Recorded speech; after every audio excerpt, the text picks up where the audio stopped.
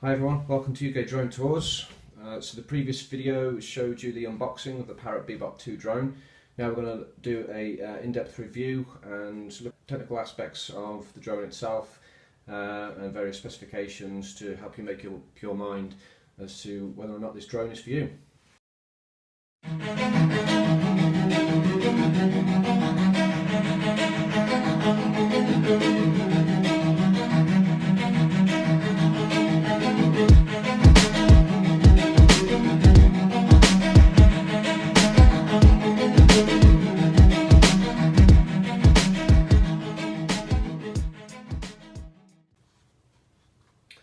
We'll start with the dimensions. So it's approximately 328mm long and 382mm wide, weighing just 500 grams. It's a nice light unit, which is essential really for optimizing flying time.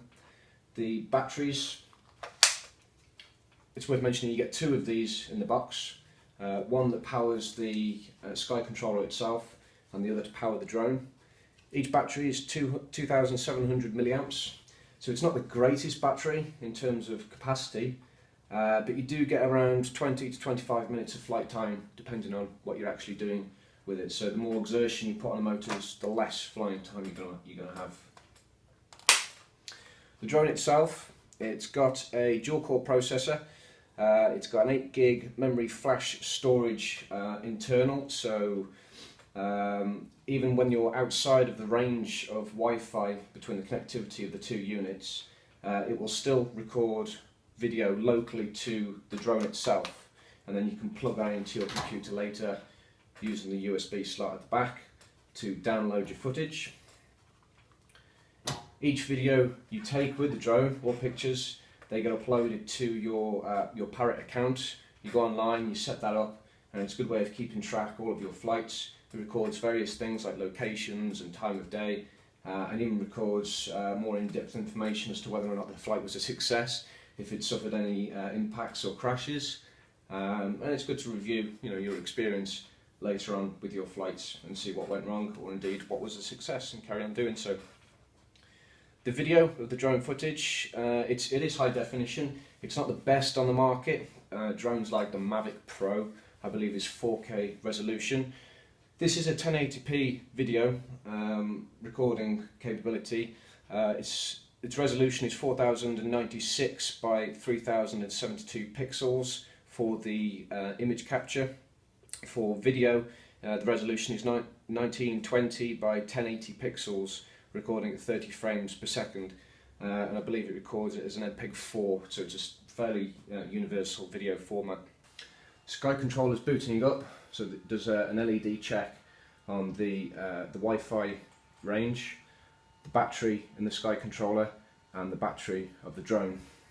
When the two connect up in just a second, it'll show you the status.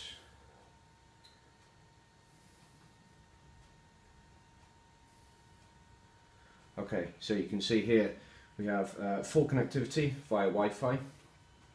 The battery in the sky controller is currently full, and the battery in the drone itself, it's got 3 out of 4 bars.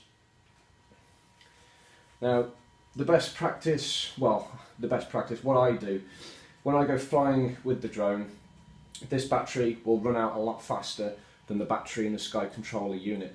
So when this gets down to about 20%, which you can tell by the dots down here, I'll land the drone and I'll swap the batteries around. So you put this battery in the sky controller, take the sky controller battery out and put it in this one in the drone itself.